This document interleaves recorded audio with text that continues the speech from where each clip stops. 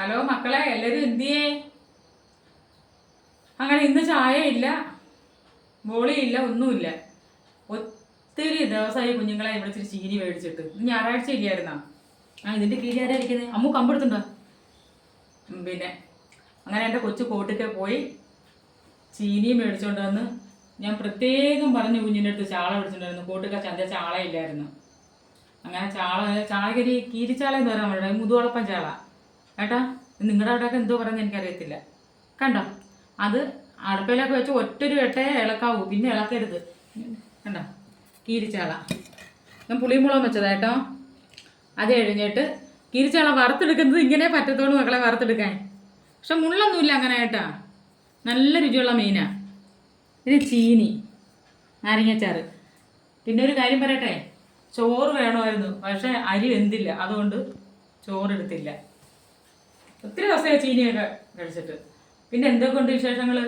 എൻ്റെ കുഞ്ഞുങ്ങളൊക്കെ എന്തിയേ? ഓണമൊക്കെ ഇവിടം വരെ ദൂരെ നാട്ടിലുള്ള കുഞ്ഞുങ്ങളെയൊക്കെ ഞാൻ തിരക്കിയിട്ടുണ്ട്.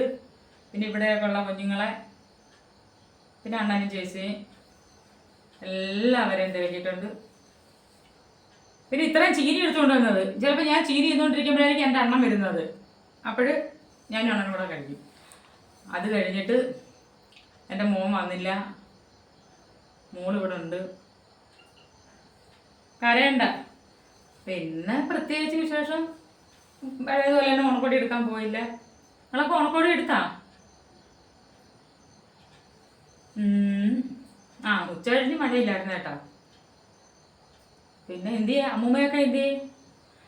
പിന്നെ ശരത്ത് മോനെ തിരക്കി. അത് കഴിഞ്ഞിട്ട് ഇപ്പം എനിക്ക് കണ്ണമ്മോനുണ്ട്, കണ്ണമ്മോനെ തിരക്കിയിട്ടുണ്ട്. പിന്നെ എൻ്റെ ചേച്ചിയുടെ മോൻ്റെ പേര് കണ്ണൻ എന്നാ വീട്ടിൽ വിളിക്കുന്നത് ശരത്ത്. അങ്ങനെ ഇപ്പം 2-3 കണ്ണമ്മോനായിട്ടുണ്ട്. പിന്നെ അത് കഴിഞ്ഞിട്ട് ദയെന്ന് പറയുന്ന ഒരു മോള് എന്തോ സത്യം പറഞ്ഞ പിന്നെ പ്രായമൊക്കെ എന്തോ ഉണ്ടോയെന്ന് തന്നെ എനിക്ക് അറിഞ്ഞൂടാ. എന്നാലും അങ്ങനെ പിന്നെ 2-3 പേരെൻ്റെ മനസ്സിലിരുന്നു. സത്യമായിട്ട് ഞാൻ അങ്ങ് മറന്നുപോയി. ഞാൻ ഓർക്കുമ്പം പറയാൻ കേട്ടെ. ഇനി എന്തുമാത്രം വീഡിയോ ചെയ്യാൻ കിടക്കുന്നേ? ഇത്രയൊക്കെയുള്ള വിശേഷങ്ങൾ. പിന്നെ എനിക്ക് പിന്നെ സബ്സ്ക്രൈബും ലൈക്കും ഒക്കെ തരണം. അത് കഴിഞ്ഞിട്ട് യൂട്യൂബിൽ കയറണം.